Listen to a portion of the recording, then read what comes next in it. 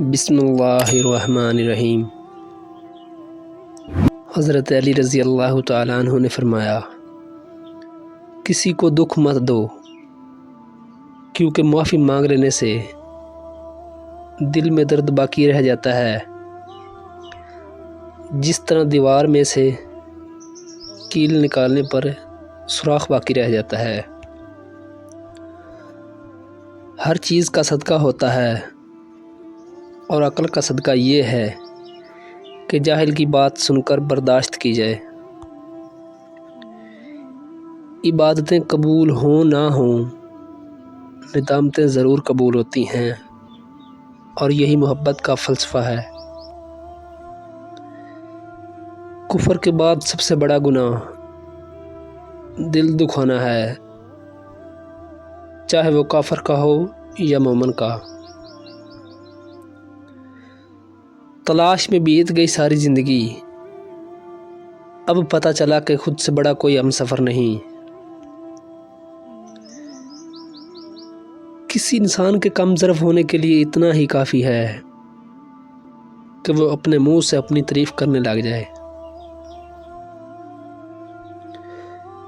کوشش کرو جس چیز کے لیے آپ ترس رہے ہو کوئی دوسرا نہ ترسے، چاہے وہ رشتے ہوں، خوشیاں ہوں یا پھر سکون ہو۔ سانسوں کا رک جانا ہی موت نہیں، وہ انسان بھی مرا ہوا ہے جس نے غلط کو غلط کہنے کی ہمت کھو دی۔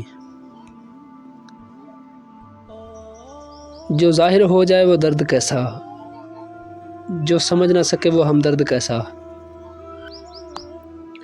حضرت علی رضی اللہ تعالی عنہ نے فرمایا،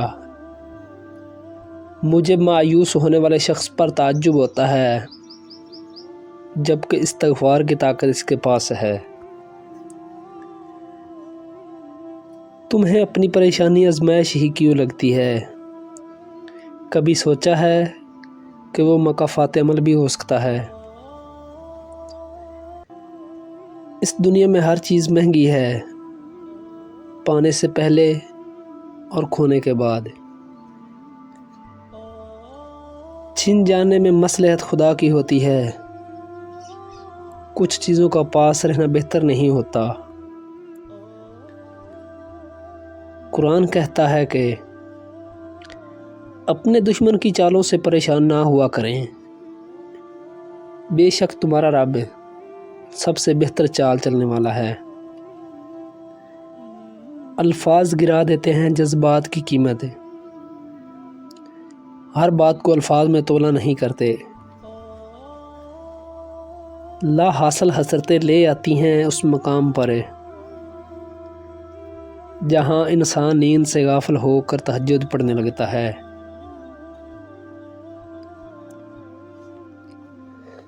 حضرت خواجہ معین الدین چشتی رحمۃ اللہ علیہ کے پاس ایک شخص بڑی دور سے پیدل چل کر کھانا لے کر آیا، اور وہ بڑا خوش تھا کہ آپ یہ کھانا ضرور کھائیں گے۔ اسے معلوم نہ تھا کہ آپ روزے سے ہیں۔ آپ نے اس کا دل رکھنے کے لیے روزہ توڑ دیا۔ وہاں موجود ایک شخص نے یاد دلایا کہ آپ کا روزہ تھا۔ آپ رحمۃ اللہ علیہ نے فرمایا، روزہ توڑنے کا کفارہ ہے لیکن دل توڑنے کا کوئی کفارہ نہیں۔ خیال رکھو کبھی بھی کسی کی وجہ سے تمہارا دل نہ ٹوٹے۔